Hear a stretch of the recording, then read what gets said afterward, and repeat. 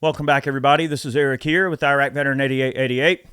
All right, I've got a unique type of video that I want to make here for you today. Some folks have been asking me for some recommendations, and I thought this would be an interesting format for me to kind of discuss sort of a loadout, if you will. So we're going to go off of a basic sort of pistol, rifle, shotgun combo, right? That I would suggest in this particular situation for, let's say, a beginner, right? We have a lot of new shooters out there in the Second Amendment community. And of course, you know, people have questions, and rightfully so. There's a lot of products out there, and how the heck do you decipher all of this and figure out what's what? And, you know, how do you know you're not getting ripped off? How do you know you're getting a good deal or not?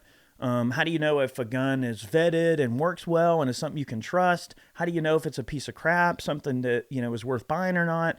I'm going to try to give you just a basic list of guns that I would trust in the category of a beginner type of situation. So I guess what we would say in a beginner situation, let's say maybe you don't want to spend a ton of money. So we're going to obviously look at reasonable cost, availability, reasonable quality for the money, a starter gun, something to get you started. So we'll get into this. It'll be a lot of fun.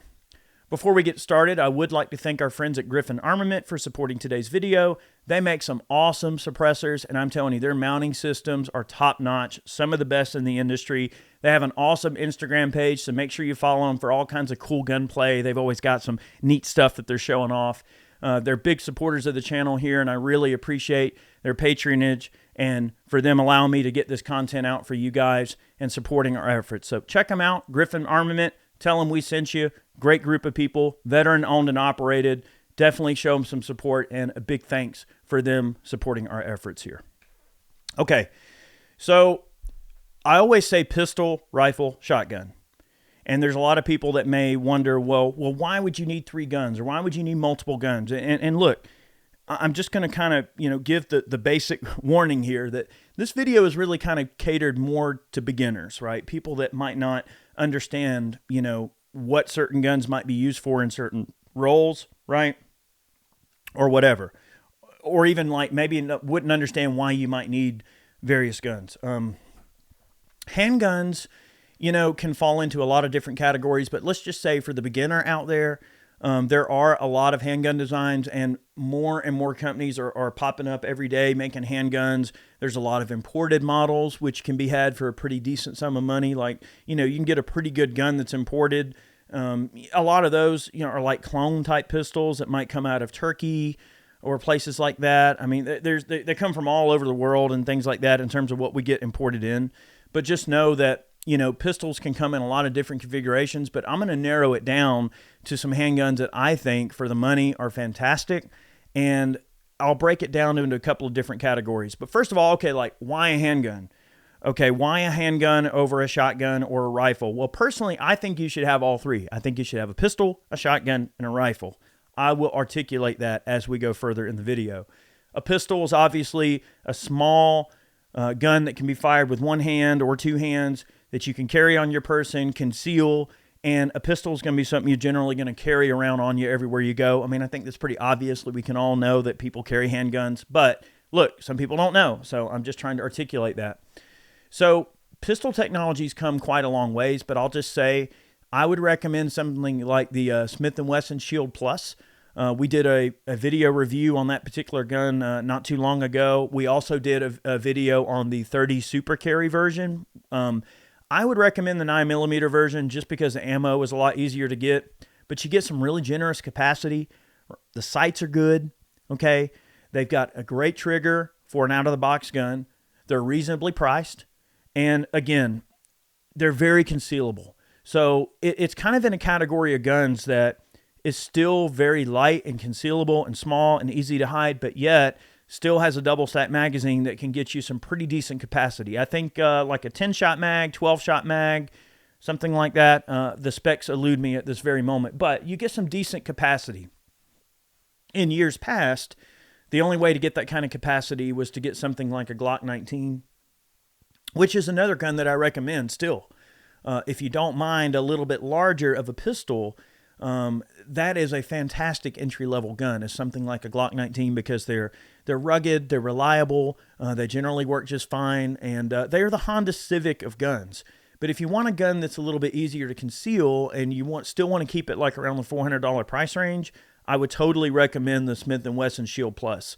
It's got the capacity, it's got great sights, a great trigger, it's got perfect texture. It really is a fantastic gun. And Smith & Wesson has really stepped up their game in terms of offering a bunch of different guns that can totally fit the needs of the end user. They make the Shield Plus, and like they got like a long slide model. You know, they've got some different configurations. They've got ones with RMR cut, so you can put slide riding optic sights on as you get more advanced if you want. So there's a lot of options there. The Smith & Wesson Shield Plus gets a vote from me. The Glock 19 gets a vote from me. And I also want to give mention to another gun that you can actually get really, really great deals on this particular gun over at Palmetto State Armory.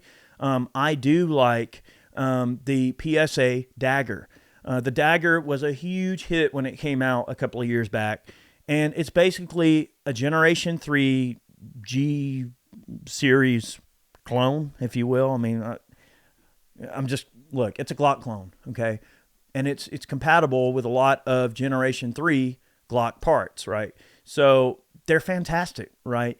All the aftermarket triggers will work in them. And the cool thing about the Dagger, the reason it gets a mention in this particular video as a potential pistol for your first pistol, is that usually a lot of the deals that they run, you can get the gun, right, with a case and about 10 mags, right, a threaded barrel, an RMR cut, usually some type of DLC coating on the barrel, or some type of, like, maybe even a titanium nitriding or nice corrosion-free finish on the barrel. You get the threaded barrel, all of that, and sometimes even like a nice Cerakote job on it for like $400 to $420 barking dollars, and sometimes with free shipping. So Palmetto State Armory has done a great job in making tools available to the average person. You don't have to spend a lot of money to get a great gun. Now, the Glock 19 is a fantastic gun, and the reason I mentioned it in here is because I think it would only be fair to mention the Glock as well. It is going to cost a little more than the PSA Dagger, probably $150 to maybe even $200 more, depending on which model you get. And the deals that PSA runs, it's ridiculous. Because, again, for like $400, if you don't want the model with the threaded barrel, you can usually find a Dagger package that's well equipped with all the goodies. They all have the RMR cut standard. The RMR cut is a pre-cut that they put on the slide. You can actually mount a red dot sight on top of the slide, which is something you might want to do in the future, right? But if you don't want the threaded barrel, you can get usually 10 mags, a case, and the gun for like $400 shipped. So that covers your handgun. And honestly, that gun does not really leave too much to be desired. I mean, you could probably upgrade the trigger later if you wanted to, maybe a set of night sights if you want to, but out of the box, it's a gun that's going to work, it's dependable, and, you know, it's a great gun for $400. So that gives you two options for $400, right? For around $400, of course, at the time of this video, prices could be a little different than what I'm quoting in this video, so check the date on the video, but at the time of the making of this video, $400 will get you a Smith & Wesson Shield Plus, which is going to be a little more compact, easier to conceal, or a Dagger from PSA, which is a little bit bigger gun, but holds more shots and has arguably some better features. A rail system, RMR cut, threaded barrel, you know, more of the bells and whistles that you might want in a handgun. So that covers you when you're out in society carrying on your person to protect yourself when you're out, you know, in town or whatever you're going to do. And that's generally, you know, most people own handguns for concealed carry. And obviously there are a lot of fun to shoot as well. So don't forget about the recreational reasons too. I mean, guns are just fun at the end of the day. All right, so that covers our pistol. So what would I recommend for a shotgun? So here's the thing about shotguns. You know, shotguns are a lot of fun, and they are very useful, and they are very utilitarian, okay? A shotgun can do basically whatever the load you put in it will do. So it is a true chameleon of a gun. I mean, a shotgun can run birdshot, which is like your little fine shot. It's like little tiny pellets. And it's called birdshot because you shoot birds out of the sky and things like that, and ducks and geese and all of that sort of mess. and it has a real wide spread. Birdshot, as in terms of the size of the shot, is real small, so it may not carry a lot of energy at range, but at close range it can still, do pretty bad. Of course, then you have buckshot and slugs and solids and all sorts of things, which we're not going to get into in this particular video because I have an entire video on all of the different shotgun payloads. So if you want to learn more about shotgun payloads, check out the link in the description box below for the full video. Pause it and go watch that and then come back. All right. But what shotgun should you get? I just want to kind of mention that with shotguns, you need to kind of keep a few things in the back of your mind. They generally do kick pretty hard. So it's not a gun that you really want to take lightly, right? If you're a smaller statured person, or maybe you don't have a lot of gun handling experience and everything like that, you might want to start out with a 20 gauge, or maybe even find you like a little Mossberg pump 410 shotgun or something, because you can put some 410 solids in that bad boy, and believe me, it's still going to pack a wallop at close range in a defensive situation. So there's a lot of options for shotguns, but let's just say that you've decided you want to stick with a 12 gauge. I would stick with a 12 gauge, all right?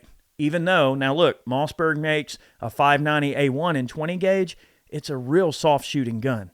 And you can get reduced recoil loads in 20 gauge that can still pack one heck of a wallop at close range, but with a lot less recoil. But I digress. Again, even though there are other shotguns available like that, I would recommend that you stick with a 12 bore.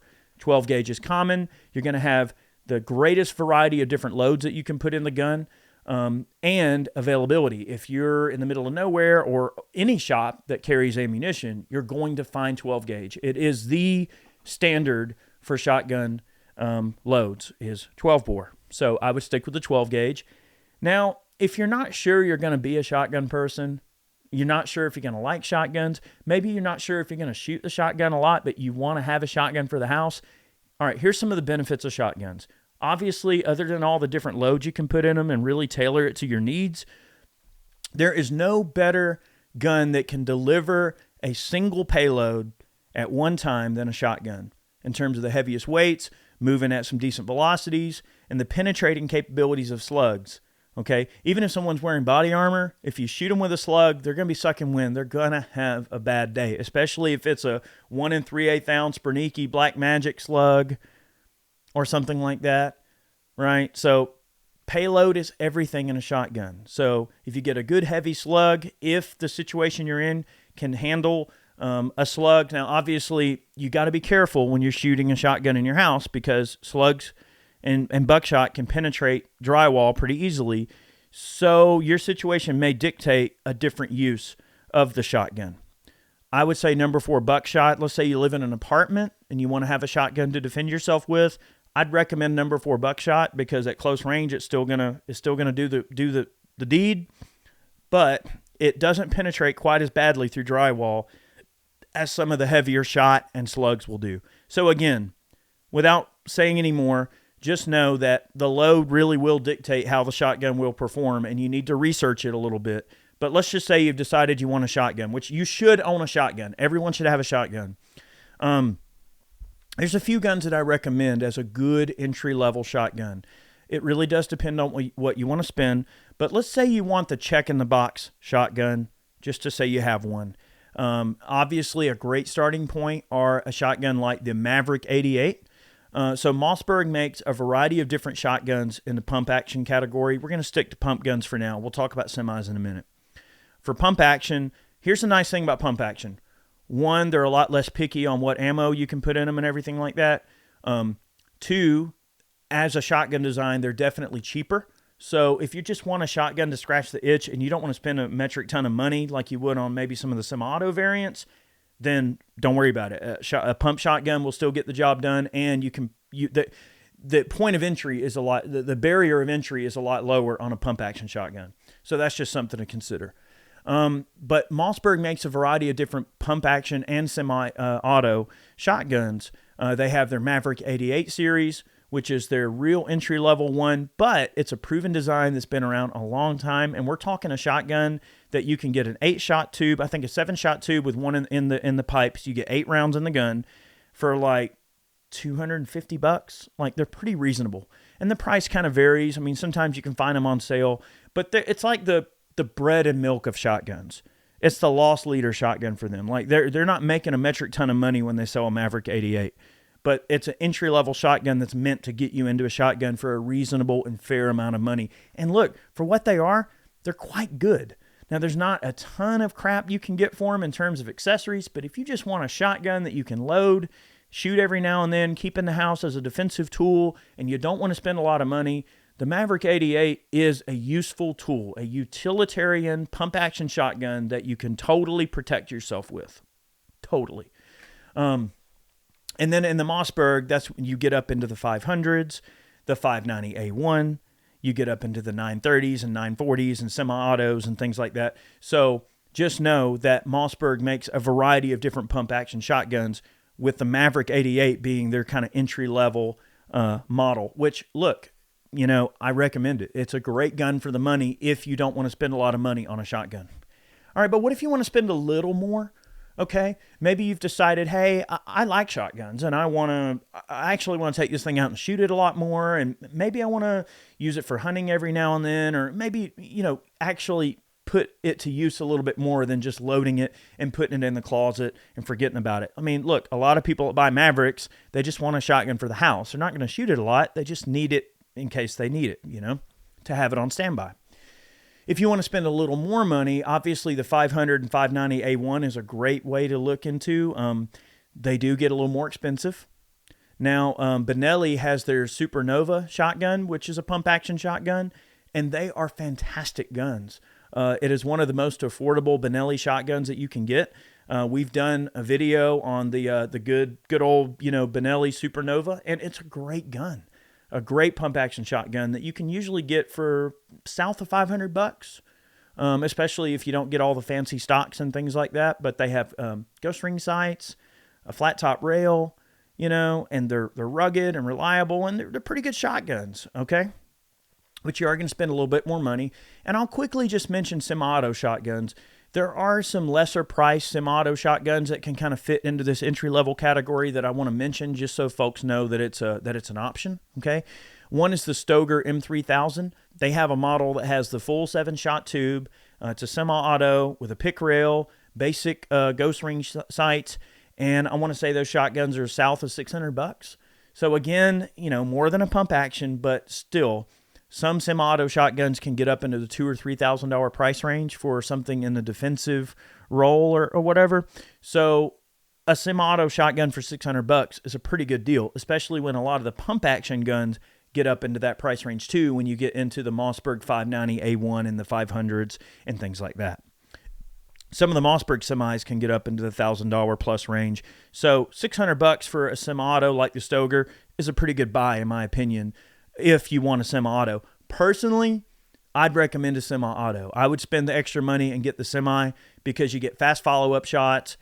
It's just better to have more firepower. And plus, trust me, in a time where, you know, your fine motor skills might be a little bit limited in a stressful situation, having that immediate follow-up shot is a nice thing to have. I kind of prefer the semis. That's just my opinion, but don't turn down a pump either. If all you want to spend is $250, the Maverick 88 is a great entry-level shotgun that will serve your needs in the shotgun realm.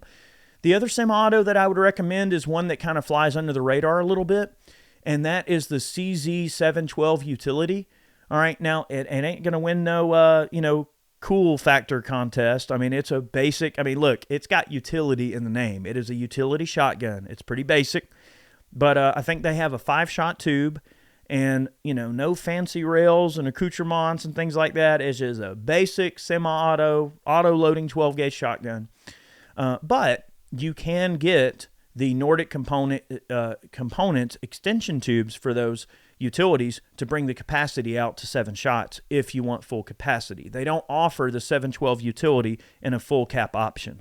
It has like kind of a sporting tube on it. But just know that if you find any pump or semi-shotgun with the little tube on it, they make magazine extensions for them that are pretty reasonably priced. So don't shy away from a given design just because the capacity may not be, you know, where you want it to be. On the 712, you'll just have to get a magazine extension to bring the capacity up. That's why I think the Stoeger is such a great deal, because by the time you buy the CZ and then get the mag extension to get the capacity out, you could just buy the Stoeger M3000 and be done with it. That's, I would argue that the CZ is probably a little bit better of a gun than the Stoeger, but not by much. They're pretty similar, pretty utilitarian, pretty basic, but functional tools that will save your life. And that's important to remember. So pistol, shotgun. Now let's talk about rifles. Now rifles come in a lot of different flavors and everything, but let's just say, for the sake of argument and what we're looking at in this particular video concept, we're obviously going to be looking at a semi-automatic rifle that can be used for personal defense and or offensive purposes, basically any purpose you want, maybe even for hunting purposes and things like that. And look, I know it's an overused trope, and I know you're going to hear this as you watch a lot of gun videos on YouTube, especially if you're a new shooter and everything like that. But the AR-15, look, I mean, I know you hear everybody talk about it, but it is one of America's most popular rifles for a reason. Okay, it just is. It's utilitarian, it's rugged, it's reliable, it holds up to all of the elements quite well, holds up to mud quite well. I mean, it is a reliable and proven system that has stood the test of time and has more support than any other gun that is manufactured on any type of a mass-produced basis in the United States of America. Like the AR, there's parts everywhere, plenty of spare parts. The commonality and let's just say interchangeability of parts between the guns is super, super, great. Easy to get. If something breaks, it's easy to fix yourself. They're super easy to take apart and clean and maintain. They just have a lot of things going for them. Soft shooting, light recoil, decent triggers. And what we're getting to on the rifle front is that companies like PSA, yet again, offer a lot of entry-level ARs that can be had for a stupid, ridiculously low amount of money, right?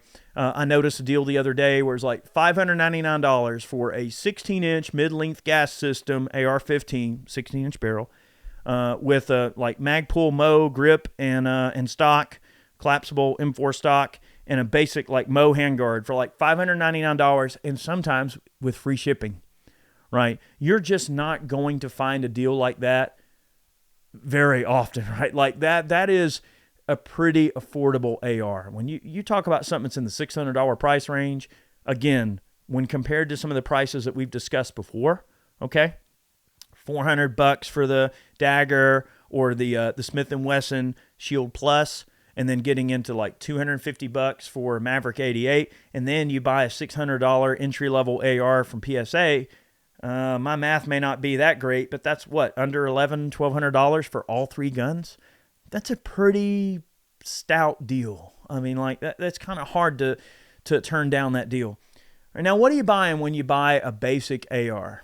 Okay, you're going to start to look at different options, and you're going to go, holy crap, some of these ARs are $3,000. In fact, my company, Argos, we sell an AR as well. We have a 18-inch SPR. We've got a 16-inch gun, and they are tools that are meant for life and liberty. Like, they are guns that you can defend yourself with, that you can protect your life with. And yeah, you think, well, gosh, why is this PSA $600, and why are some of these other guns $2,000 and $3,000 and sometimes even $4,000? Well, you really get into a lot of different things, right? And it could take some time to really discuss the reasons why some of those guns are a lot more expensive. And because you're a beginner, if you're watching this, I'm assuming you're new and you're trying to kind of learn like what I would recommend for something sort of entry level. Just know that there's a big difference in the quality of the barrels, some of the components they use, such as the gas system, better rails, better scope mounts, better stocks, better triggers. The trigger can be a huge upgrade in terms of not only performance, but also some triggers can cost a decent amount of money. So by the time you start slapping a nice gas system and rail and trigger and a fancy upgraded bolt carrier group and different pins and some higher quality springs and all of the sort of crap you start throwing on the gun, yeah, it can quickly get up into the $1,500, $2,000 price range before you know it. And that doesn't even include like different muzzle devices that, some muzzle devices can be $200 just for the device, backup sights, optics. So all of those things can add up.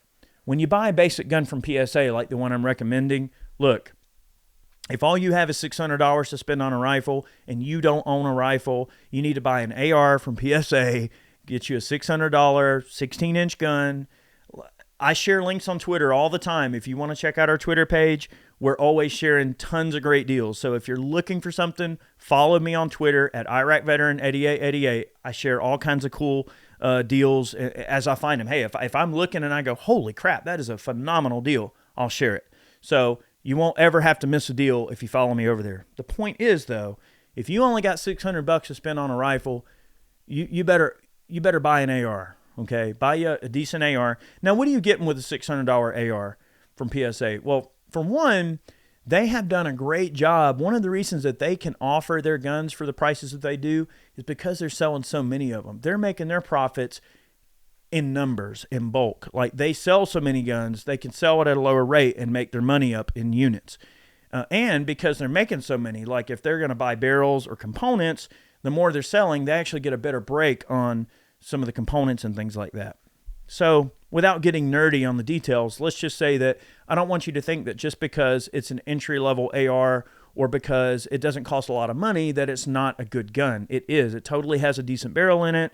You know, you're going to get a mil-spec trigger. You're usually going to get a traditional, car handguard with a traditional A2 front sight base and a traditionally mounted guard, which has its limitations.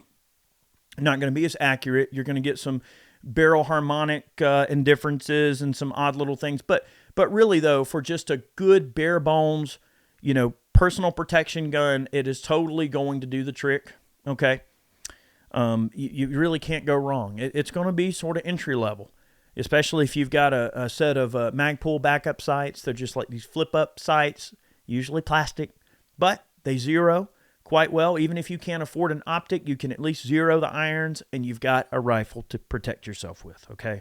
It gives you a basis to upgrade off of. So just because you spend $600 on an entry-level AR, it doesn't mean that you can't go. I mean, ARs are like adult Legos. You can start changing all kinds of crap on that thing if you want, okay?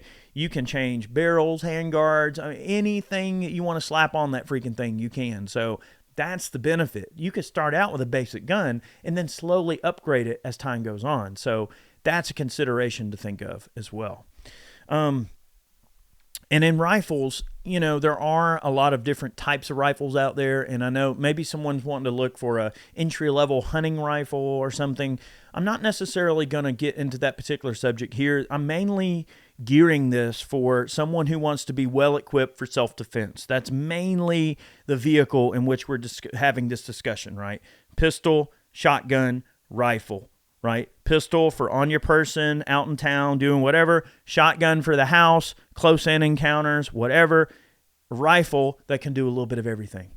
The nice thing about an AR is if I have a good flashlight on there, I can identify a threat in my home if I need to. Okay, right? I've got plenty of power. For close-range encounters, it's definitely going to be, with the right ammunition, a 16-inch barrel, 5.56 is no slouch. So that's a great option. But it also gives me the ability, if I need to shoot something a little bit further away, a few hundred yards. I mean, even with a basic Palmetto, I could totally hit targets 300 or 400, maybe even 500 yards away, no problem, with the right optic. Maybe even with the irons if they're zeroed well enough. So it gives you a little bit of options, right? Long range, close range, intermediate range, deadly close range. So those tools all put you into the category of being able to protect yourself at any range against any foe. Now, you could also use the AR-15 for a ton of hunting situations. Now, I don't want to get too far down this rabbit hole, but let's just say that the AR does fire, a bottleneck, high-speed cartridge that is probably like the 5.56, which is the caliber you probably want to stick with for your first AR. I probably wouldn't go trying to shoot deer with it, but you can totally smoke hogs with it.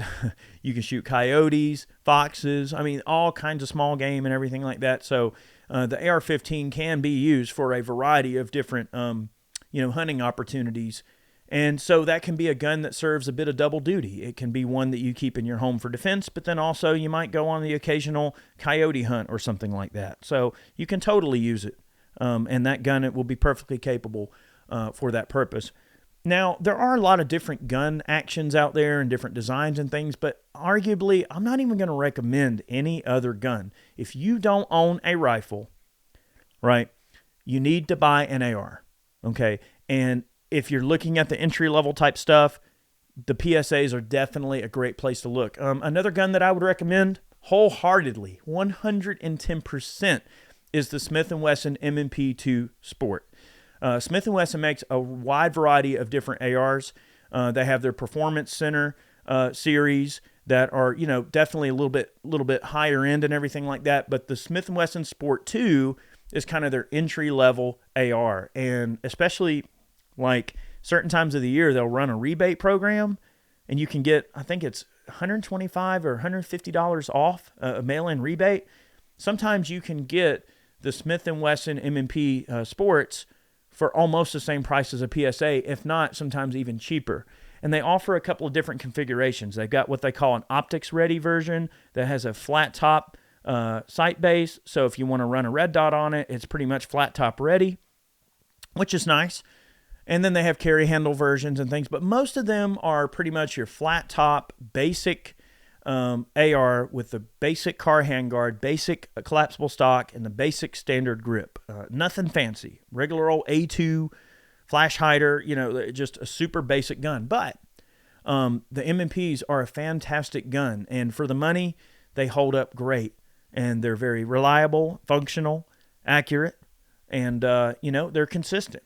And Smith & Wesson makes a fine product. So I'd recommend for your first AR either a PSA or a Smith & Wesson. Those two are going to serve you quite well, and they're both in a pretty similar price range in terms of what you can get out of them. I'm trying to think of what else that I would probably... Those are usually the two ARs that I recommend is for someone to either get into a PSA or to get into the Smith. Those are two that I'm definitely going to stick to and recommend those. Once you get into some of the higher-end ARs, it can get expensive pretty dang quick. That price can easily triple. And I know it sounds weird. You're thinking, well, I could buy 3 ARs for what this one higher-end AR costs. We will get into some higher-end builds in a future video. I will redo this same format, but then I'll go, hey, what about the person who doesn't care about money and wants to buy the best of everything? And why? And I will articulate why I feel, hey, this gun, despite being super expensive, is worth the money for these reasons. But that will be a future video. I'll do that later. If you guys like this video, I'll probably do that video as well. So just something to think about. Food for thought. Pistol, rifle, shotgun, the holy trifecta, if you will, of self-defense. I'm not going to get into holsters and gear and support gear. Those will be some different videos that we'll make in the future because this one's already getting kind of long and I don't want it to be too much longer. But hopefully this will point y'all in the right direction. I get this question from a lot of people. They ask me, hey, what's the best compact such and such? I get so many questions, so I thought I would sort of codify this into a video, and maybe this will help some of you that are looking for the perfect entry-level loadout for your home defense and hunting, whatever, every lawful need that you might have for a gun. That should point you in the right direction and get you there for the least amount of money possible while still maintaining some good quality in all the products. And these are all products I've used and I recommend, and guns that I certainly would trust, no problem. So hopefully this video was useful to you, and definitely make sure you follow us on Twitter, Iraq Veteran 8888. I'm very active on Twitter, and I also share all kinds of great deals and things like that. So if you want to stay up to date on all the crazy deals that are popping through in my feed, make sure you follow me on Twitter for the latest and greatest. Thank you so much. Many more videos on the way. Again, don't forget, I've got all those videos on like the shotgun ammo. I've got videos explaining the difference between ball and hollow points. Like I've got tons of videos that are great for the beginner shooter, right? We've got different gun safety videos. We go into explaining different action types on different guns. I mean, we go into so much detail for beginners. So make sure you check those videos out. I'll put some links down in the description box below so you can continue your research. But thank you so much for dropping by. Make sure you subscribe and click that notification bell so you get all of my videos. Thanks so much for tuning in. We'll see you soon.